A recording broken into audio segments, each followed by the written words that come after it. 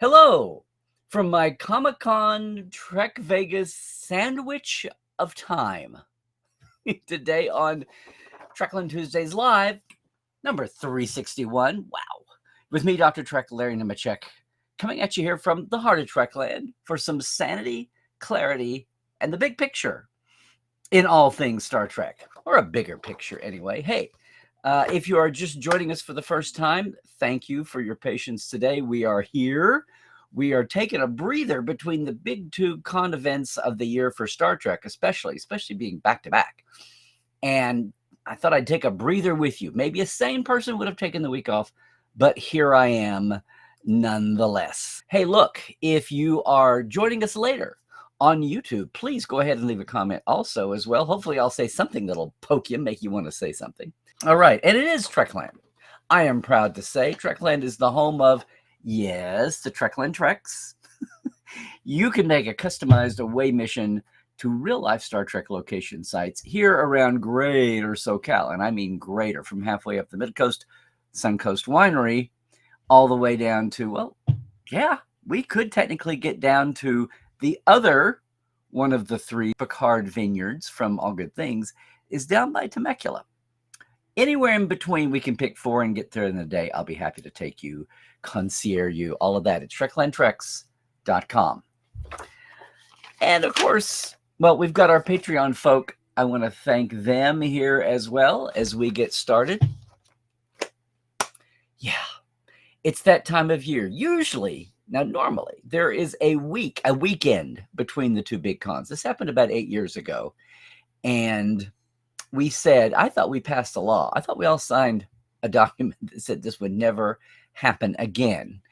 And I understand that back when CBS had the license for Trek Vegas with Creation, that they were a licensed show, they insisted on having a week break between Comic-Con and Vegas. And since Comic-Con is by far the biggest show, that meant Vegas had to adjust. Well, that's gone now.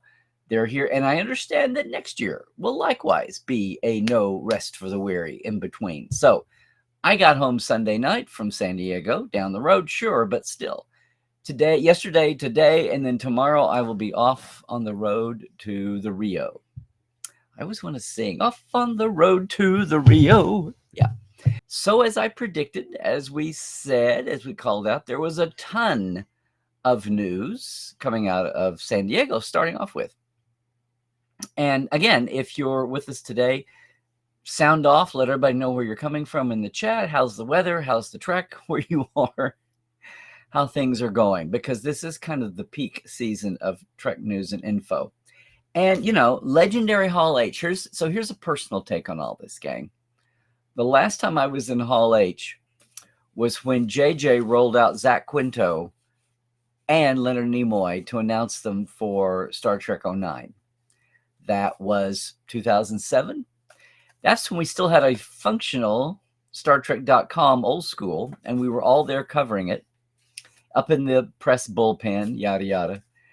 And a couple of times I kind of cheated and sneaked in with Robbie McNeil during the days of Chuck when he was the producing director, overseeing the other directors and directing some himself. Chuck was always my guilty pleasure. So many Trek people worked on Chuck in all different departments. Dan Curry, Dave Trotty, first AD,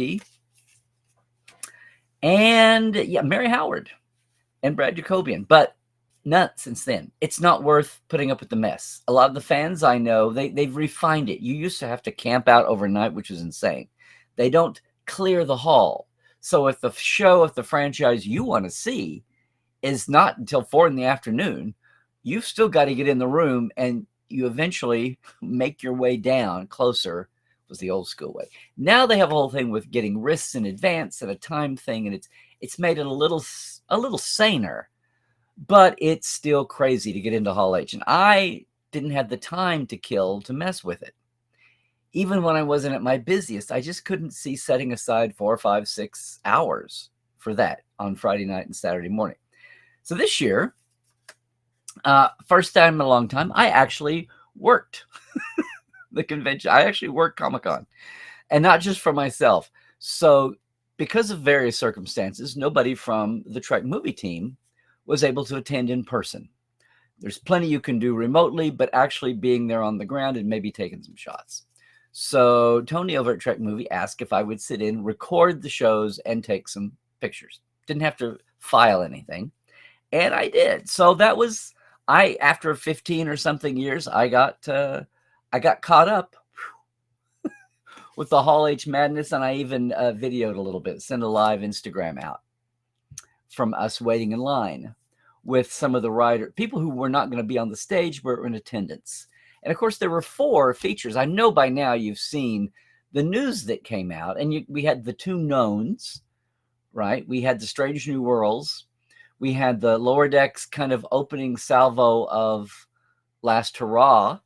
And then we had a kind of a first sound off at the newbies coming down the pike. No pun intended. Well, I always intend that pun. Section 31, which so many people have had questions about, and so many people are ready to either dislike it or they're scared that they won't be able to like it because the whole Section 31 goes against Gene's principles thing.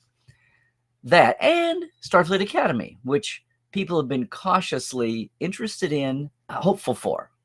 I am so much more than the 80s and 90s versions that were floating around, because I think they'll be relevant and with it and still Star Trek.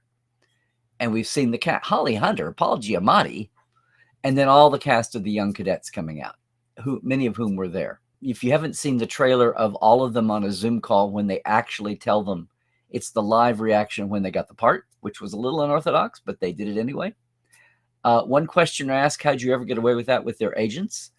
And they said, we didn't tell them. Of course, they'd have the right of refusal if something went badly or embarrassingly.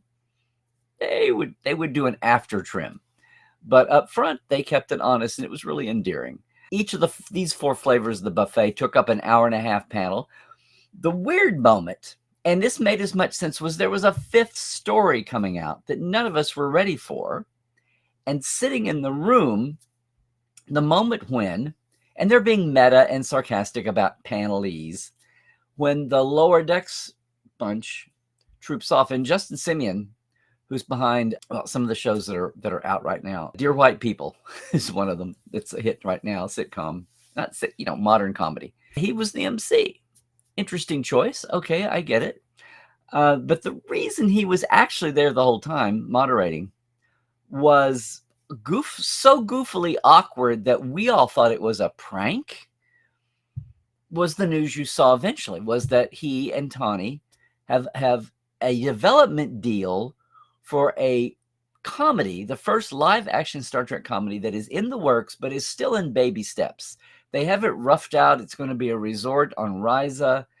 It's Federation Outsiders. So it's Starfleet. It's Star Trek Federation, but it's not a fleet ship. It's a comedy. It's a workplace comedy. It's an office, Parks and Recreation style comedy. And Tawny's there, both of them. But I implicitly trust this, because I think she's amazing.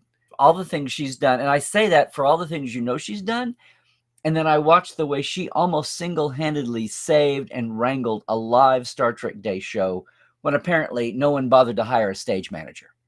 And she did it all from out front with a DJ she couldn't communicate with. I was so impressed after that. I thought, and I finally got a chance to tell her so in San Francisco. We were sitting there not knowing it was so clunkily done. They were trying to be funny, but it was hard on that scale. What is it? 2,000 people in that hall? I don't know, 3,000, 5. And they're up there, microcosms, the 2 of them with Alex. We thought it might have been a prank, but then I thought, who wastes 10 minutes of precious Hall H time? So I kept thinking over my mind. Some of the people sitting next to me, I'm like, do we what? And then they got up. They actually quasi ran some things by to see what people laughed at, but I think half the audience was still trying to figure out what was going on. And then when they had a little charade of pitching to Alex, these log lines, taglines, shenanigans and shenanigans and whatever. No hijinks, just shenanigans, which was my favorite Saturday morning game show when I was a little kid. Look it up. Or, excuse me, Google it. Stubby K. And he said, Alex finally said, look, let's end this shenanigan. let's end this and just say, I think you've got the first live action comedy Star Trek series ever. And I was like, well, that sounded pretty definitive. That sounds like it. So there we were. I had to do a little bit of filing and whatever. But there, it gradually rolled over the world that that's what's coming. Now it's got some people set off already. Oh, no, not a sitcom, not a comedy. But remember, that's what they said about animation. And that's what they said about a kid's Star Trek again. That's what they said about a lot of things. I loved how the metaphor, the log line for Section 31 was, this is going to be the messy Star Trek. And they implicitly said this is going to be Guardians of the Galaxy on steroids. A lot of kick-ass, a lot of comedy, a love story woven through, and a lot more. And it's in a time period that we've never seen before. It's basically young Rachel Garrett. So the Enterprise C was lost in what? 2336, 23, whatever. So this is prior to that. So it's in that BC era I've always wanted to look at. Not necessarily on the B and the C, but just that time, the mid Kirk Picard era. We'll see. It certainly had an attitude, and it certainly looked like it was bigger in scope than a TV movie. It looked like it could be theatrical with no problem. And it certainly had the attitude, and that's what it needs. Yeah, not much on other. The thing was, outside of Hall H, and you can read all that, you can watch the trailers, they're all there. I'll probably be talking more about content as we roll along. I know I'll be talking about it with the Portal 47ers and our Ask Dr. Trek roundtables. We search all that out. The other thing that was interesting was Prodigy, because of the turf hoops. So Paramount Plus wasn't sponsoring this Prodigy panel separate with Nickelodeon. But they were, or Netflix, but CBS Studios was sponsoring a separate one with the Hageman brothers and the great Kate Mulgrew herself and Brett Gray, the voice of Dal, and my friend who I finally got to meet in person, Ryan Britt, East Coast writer-journalist, thinks just the way I do about things. So he's obviously brilliant, but I really appreciate his take and his easy-handed, here's what's concerning, here's what's not, here's what, moderated the panel for the studio, and it was awesome. People watched a whole half-hour episode and then had the half-hour talk. There was some cute stuff coming out of it. No real news aside from just keep on keeping on. All the same thing as the news at Lower Decks. Just keep watching, keep running the meter, signing petitions. Kurtzman himself said, keep doing petitions, keep running the numbers, keep sounding off, keep the social media alive. And the Prodigy discs are coming out, the next Blu-rays and all. Make sure and buy those, because hard disk number sales are great too, as it happened the first time around. But that was a cute and fun one. Nothing really amazing except for the announcement of the disc sales coming, which was a thing, but a lot of love. Sold out room. I say sold out room. Full. It's not SRO because no one's allowed to stand, but fully seated room of at least 500-600 people. People turned away at the door at 10 a.m. on Sunday morning. I tweeted those pictures.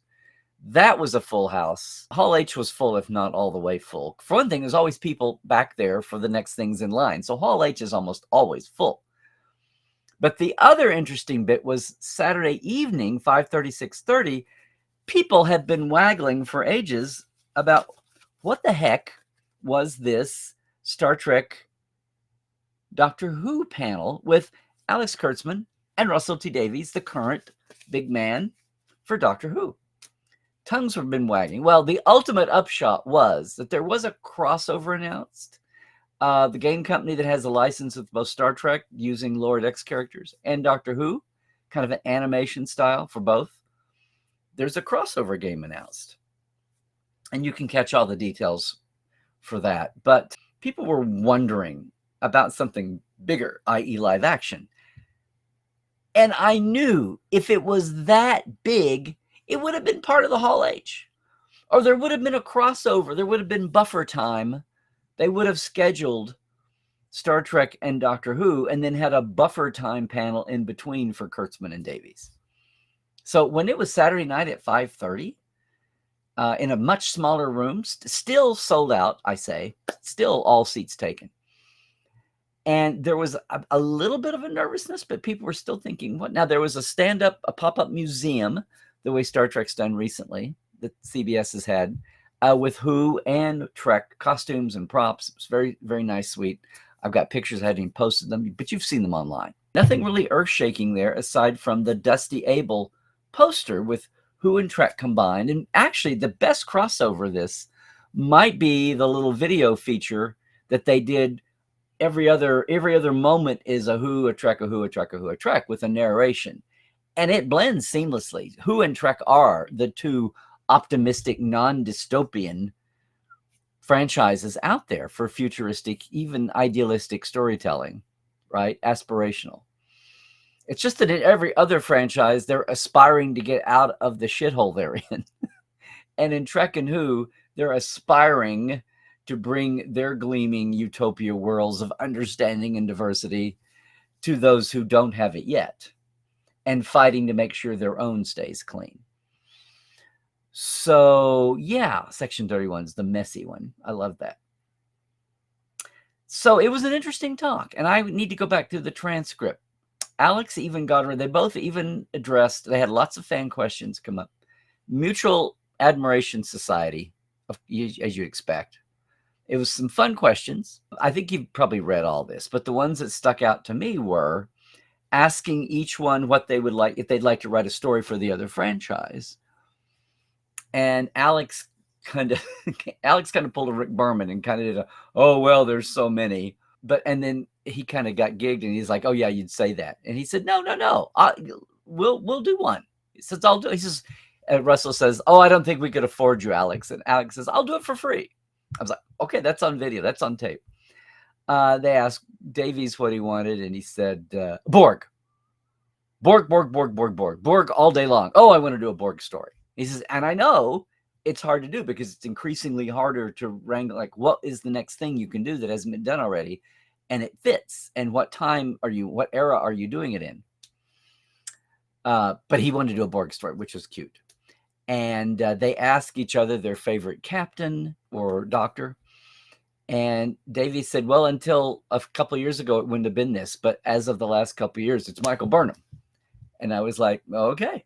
Alex actually said he really came into Doctor Who paying attention with the return after the hiatus, after their fallow years.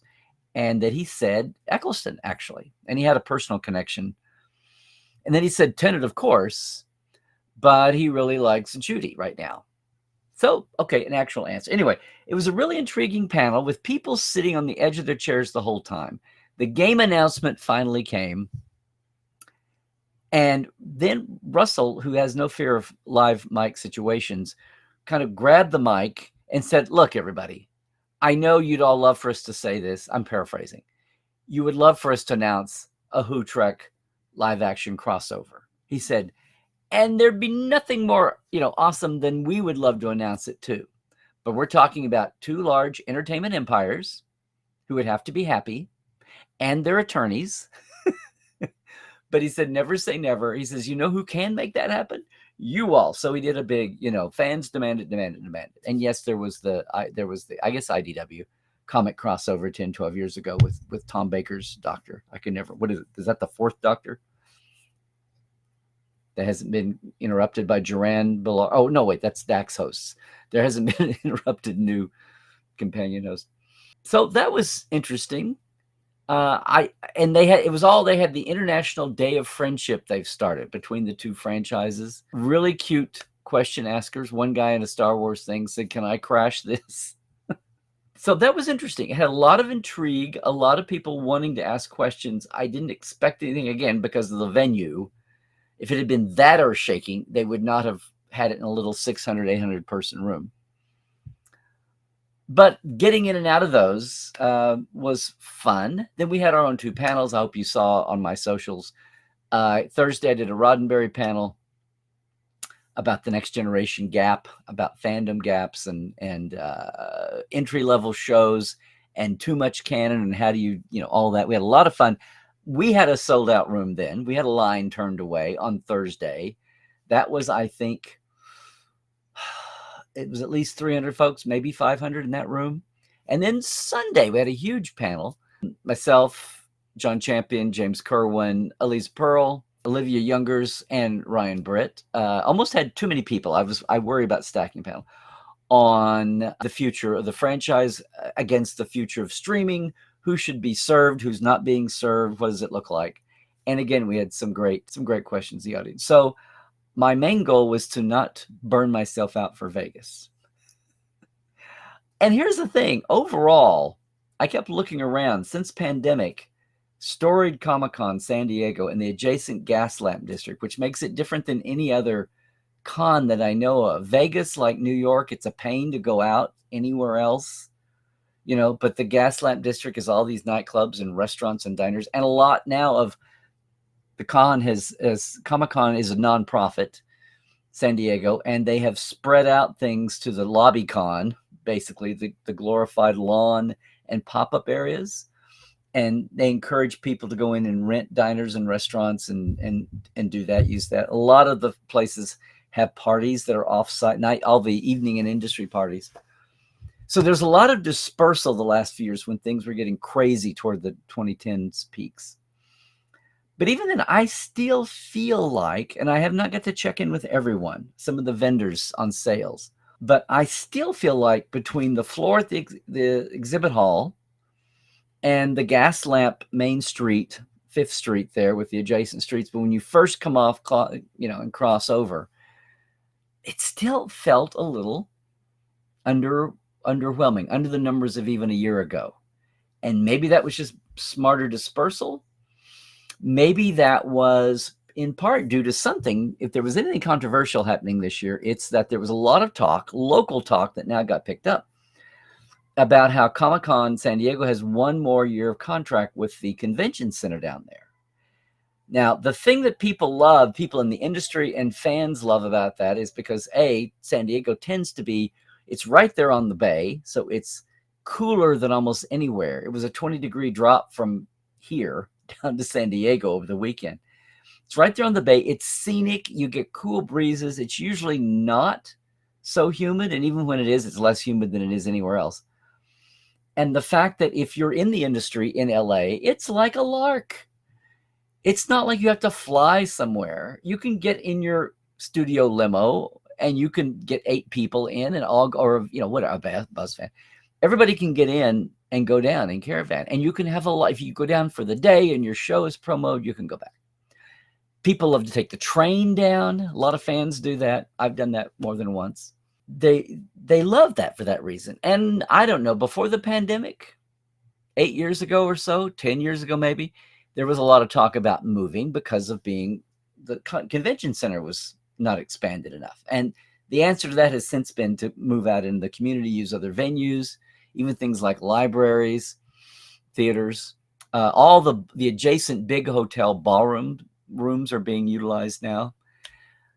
But they passed a bond issue, which was tangled up in legalese that was done incorrectly. And so the addition didn't happen. They opted not to revote the vote.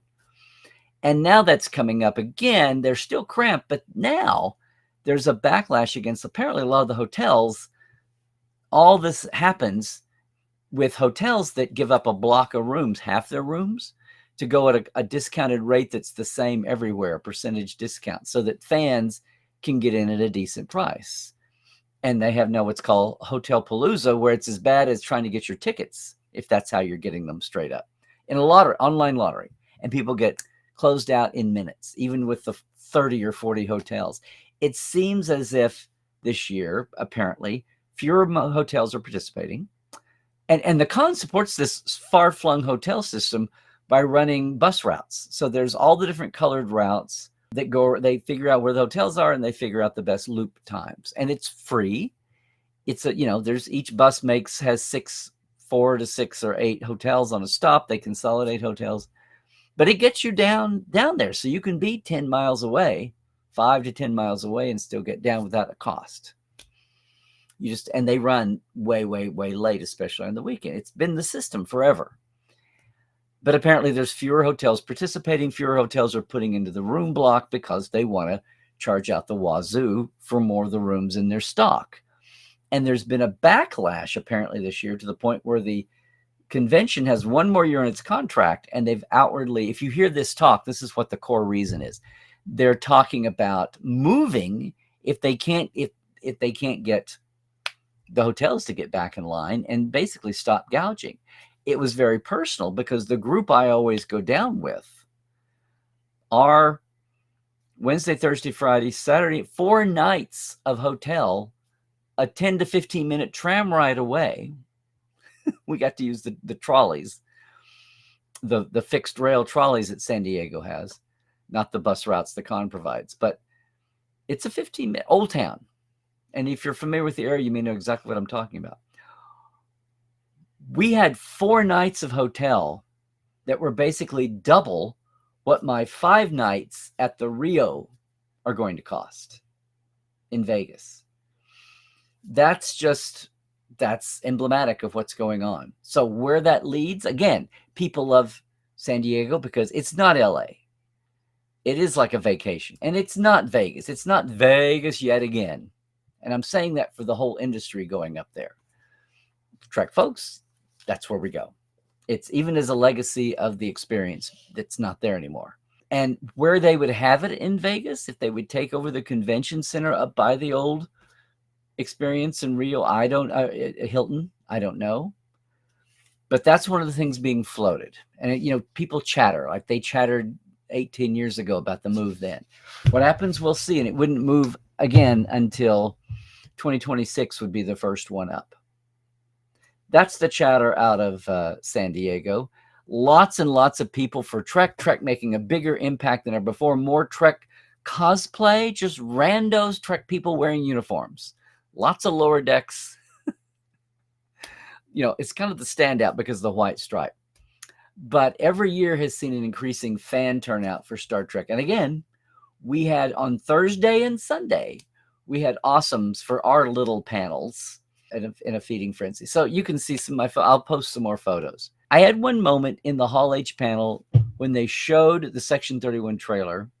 They were so revved up, they showed it again. And at the end, they had a Section 31 logo. Now, I couldn't remember seeing it exactly final like that.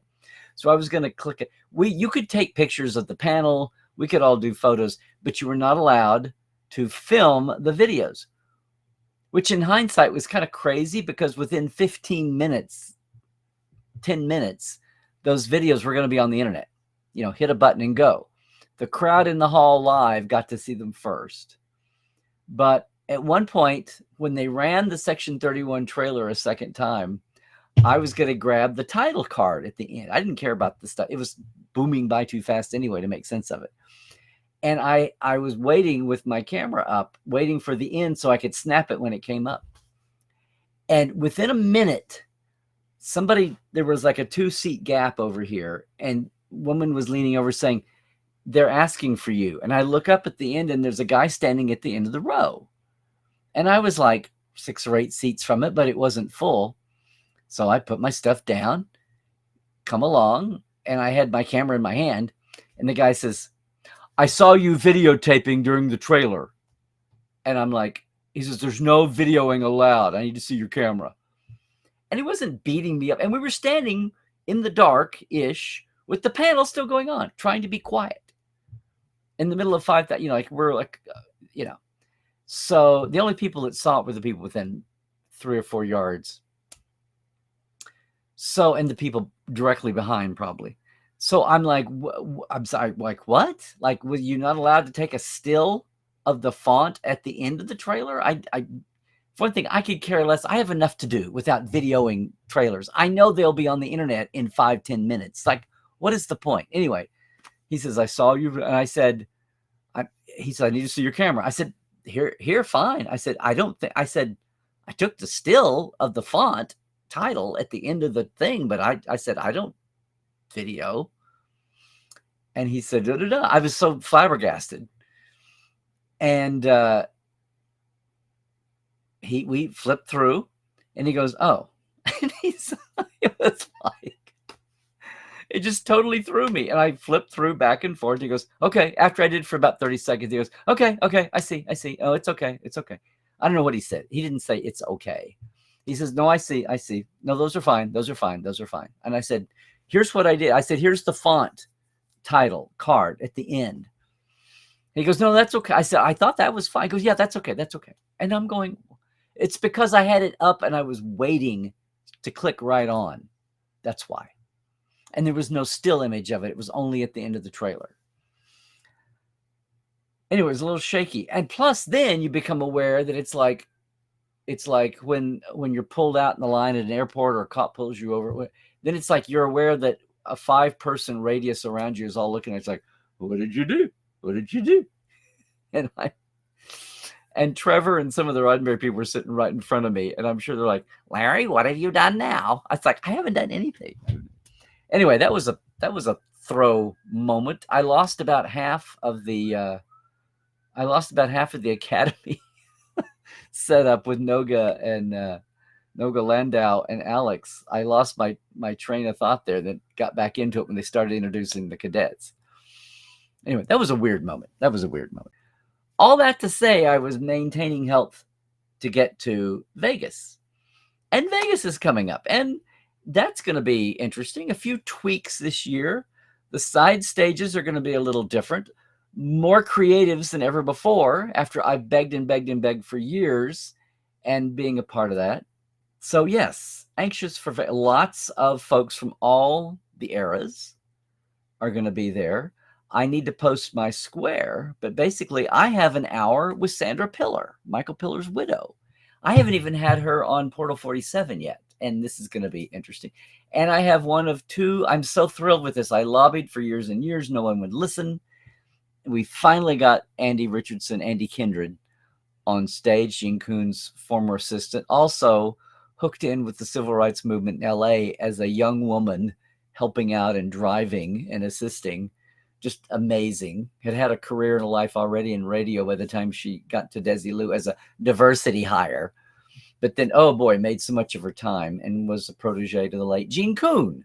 And of course was devastated when he passed so quickly. And an expat living in Australia the last 40 years. And she gets over. And her book is out. We were so excited to see that last year. I'm sure she'll have some more of her books with her. That's an amazing life she's had.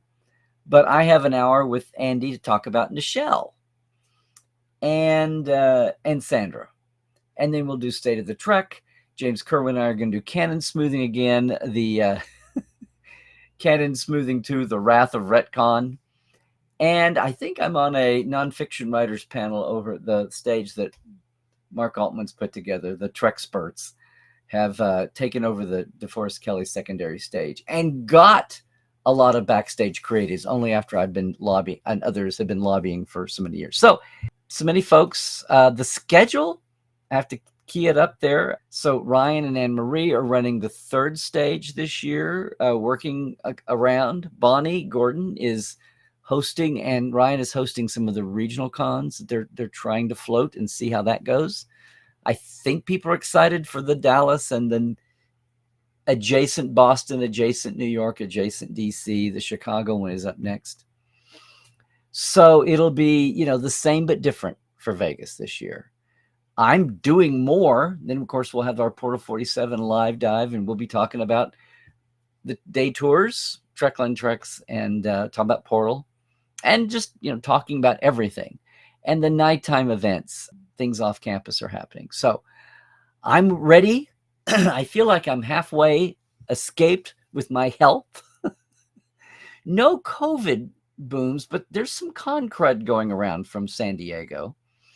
I think mine is just over. One night we got stuck in a karaoke trying to have conversations, and that was not helpful. But I'm really looking forward to seeing. I'll see what's going on with everybody, and we take a break and do our chat in a minute. But yeah, that's kind of the news from the news coming out of San Diego. As I said, 1 year, San Diego, my rearview mirror. Years since we've had them back to back like this, and years since we've been back to back on this level for me. It was really interesting because normally they have the free autograph alley tables, and you can have 2 days of like a 4-hour shift if you're on the list and you take it. And I only had time for 1 day and 3 hours, and then I had to get over to Hall H. And I had more people come by with companions, TNG, not the blacks, but the red and the blue companions to sign. No, it was just it was interesting. It was like the whole thing was San Diego this year was a blur, but not an exhausting blur. I actually kept up with health and blisters and tired ankles and stayed on top of things. And was headed home by 11 every night. So I was kind of proud of that because we had no time for rest up. We're heading back to Vegas this year and no time to recoup. So I had to take care. Now we'll blow it all. No, I can't say that. Next weekend we have Family Day at Will Rogers State Historic Park. If you're in SoCal and you want to come out and see the other half of my life, be glad to show you Will's legacy here on the 80th anniversary of the park. And his widow Betty's deeding it to the state as an amazing state park, historical site, and an urban oasis. It's amazing. Guys, that's it.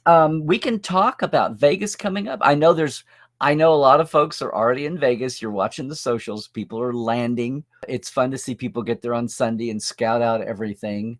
People were worried about the changeover on the Rio, I should say. But it looks like the new management, people are working really well. Normally, things like Masquerade Bar aren't open in midweek, but they are now for the Trek folk. Somewhere somebody got the memo or it was introduced to them. The iBar has changed over.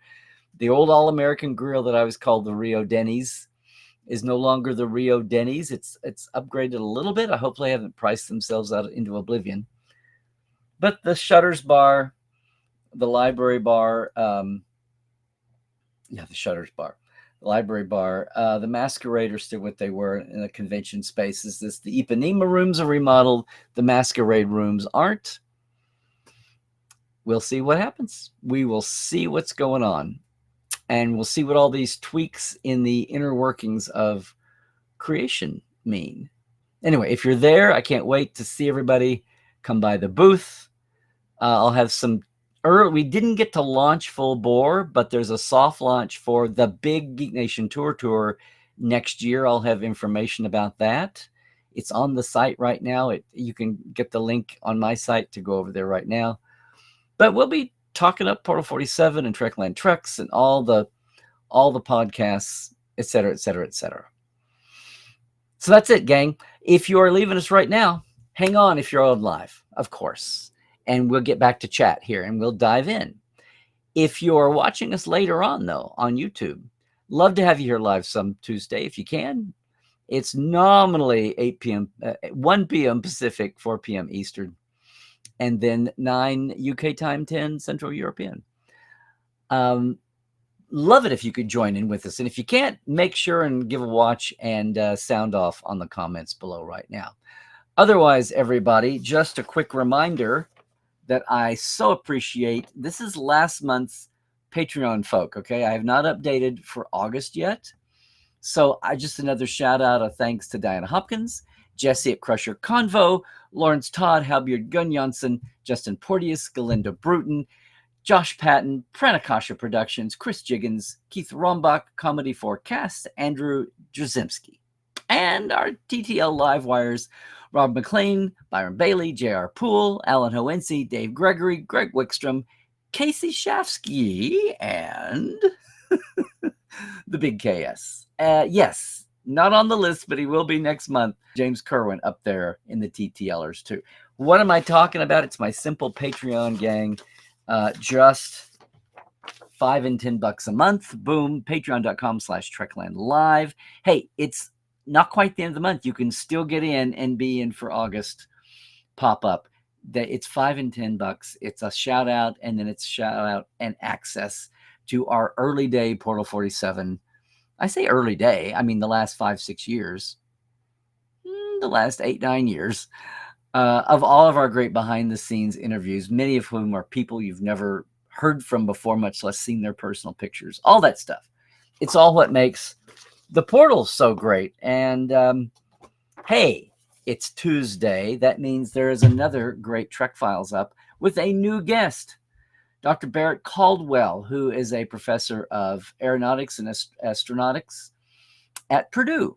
Also industrial engineering. He's a great mix of space and ergonomics and technology and futurism. And best of all, he is a huge Trek fan. I met him at IndyCon last year, Starbase Indy, and said he's going to be perfect for the Trek Files. We've got a speech Gene gave to a space conference in 1977 about how to lobby for a space program. Sadly, so much has not changed. A lot has evolved, but some things have not, and we had a lot of fun talking about that. Check it out, The Trek Files. Our new home is thetrekfiles.com, which takes you to our page on Memory Alpha, which now is a database. It's a database of the whole show. You can search it easily, listen to all the old episodes. You can look for topics. You can look for our guest, who's always a professional actor, member of the Trek family, writer, director, crew, or people from Trek adjacent, Gene adjacent topics like this. They're all there. The player, the document, and of course, the Memory Alpha links. It's all there. Where I am also is right here on Twitter X at Larry Nemecek. Hey, Instagram, it's Larry Nemecek's Trekland. Same thing, Facebook. It is on YouTube. Please like and subscribe there too. And again, portal47.net if you want to see what all the fuss is about. The mini-con all year long. No need for the post-con blues when you leave your con of choice, whether it's Vegas or Comic-Con or whatever. Anyway, gang, that's going to do it for today. Now, if you're with me live, hang on. We'll do the chat in just a second. But if you're on YouTube watching later and heading out, I just want to say thanks for joining. Thanks for watching. Make sure and subscribe, like, ring the bell, do all the things. And most of all, stay healthy out there. Would you do all the things? Stay woke. Check the sources. Yeah, the fake II is on the prowl. Watch out. And trek well, everybody.